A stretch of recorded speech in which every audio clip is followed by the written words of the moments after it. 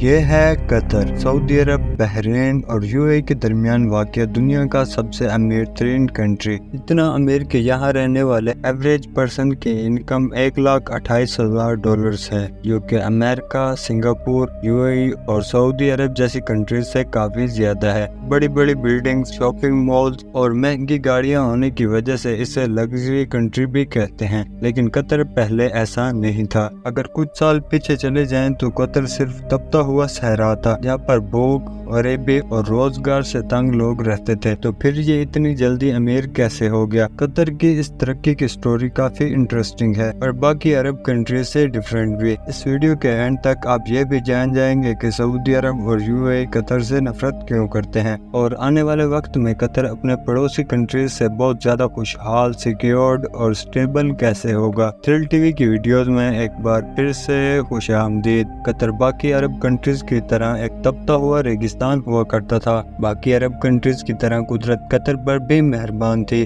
1940 میں قطر کے اندر پہلی آئل فیلڈ ڈسکور ہوئی۔ 1960 میں قطر میں زمین سے تیل نکالنے کا کام پیک پر تھا اور قطر کے حالات آہستہ آہستہ بدلنے شروع ہو چکے تھے، مگر اتنے خاص نہیں۔ پھر 1970 میں شیل نامی ایک آئل کمپنی نے قطر میں ایک اور قیمتی فوسل فیول کی کھوج کر ہی ڈالی۔ نارتھ فیلڈ دنیا کی سب سے بڑی نیچرل گیس فیلڈ ہے، لیکن اس زمانے میں گیس قطر کے لیے زیادہ پروفیٹیبل نہیں تھی، کیونکہ اس وقت گیس کو پائپ لائنز کے ذریعے ہی ایکسپورٹ کیا جاتا تھا۔ قطر گیس یوز کرنے والی کنٹریز سے بہت دور تھا اور وہاں تک پائپ لائن بچھانا بھی ناممکن تھا۔ اسی وجہ سے شیل کمپنی نے اس گیس فیلڈ کو یوں ہی چھوڑ دیا۔ 1971 میں قطر نے برٹن سے آزادی حاصل کر لی، بٹ اس کے بعد بھی قطر کی قسمت میں کچھ خاصا بدلاؤ نہیں آیا۔ پھر 1995 میں قطر کے نئے امیر حماد بن خلیفہ الثانی نے اس گیس فیلڈ کو ایز اے مشن چوز کیا۔ قطر کے امیر کو معلوم تھا کہ قطر کی قسمت صرف اور صرف گیس سے ہی بدل سکتی ہے، اس لیے قطر کے امیر نے ایک بہت ہی ریئر ٹیکنالوجی یعنی گیس لیکویفیکیشن میں انویسٹ کیا۔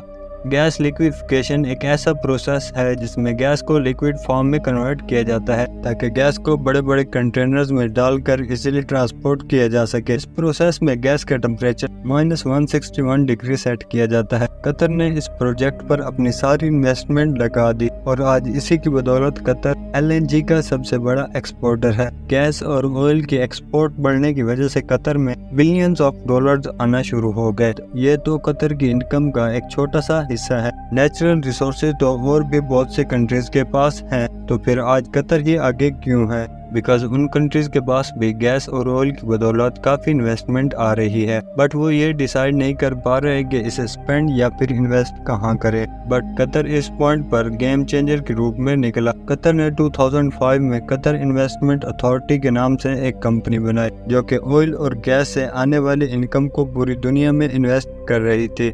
آج کے دن آپ کو ہر بڑی کمپنی اور ہر بڑی کنٹری کے اندر قطر کی انویسٹمنٹ ضرور دیکھنے کو ملے گی۔ اس سب کے علاوہ قطر نے روڈز، ایئرپورٹس اور فٹ بال کے اسٹیڈیم پر بھی بلینز آف ڈالرز لگا رکھے ہیں۔ ریسنٹلی فیفا ورلڈ کپ، جو کہ دنیا کا سب سے بڑا سپورٹس ایونٹ ہے، وہ بھی قطر میں ہی ہوا تھا۔ ان سب چیزوں کو مینوفیکچر کرنے کا صرف اور صرف ایک ہی ایم ہے، اور وہ ہے آئل اور گیس کے الٹرنیٹیو انکم سورس جنریٹ کرنا۔ دوسری طرف قطر نے انٹرنیشنل لیول پہ اپنے پولیٹیکل کنٹرول کو بڑھانے کے لیے سب سے بڑا عربک میڈیا چینل کریٹ کیا ہے، جسے ہم آج الجزیرہ کے نام سے جانتے ہیں۔ According to Saudi Arabia and UAE, Al Jazeera promotes terrorism in the Middle East۔ اسی وجہ سے UAE اور سعودی عرب کے اندر الجزیرہ بینڈ ہے، اور یہی وجہ ہے کہ UAE اور سعودی عرب قطر سے نفرت کرتے ہیں۔ اس وقت پوری دنیا سولر انرجی کی طرف شفٹ ہونے جا رہی ہے، اور ایکسپرٹس کے مطابق آنے والے 40 یا 50 سالوں تک دنیا کا آئل ختم ہو جائے گا، جو کہ قطر اور دوسری عرب کنٹریز کی انکم کا ایک امپورٹنٹ پارٹ ہے۔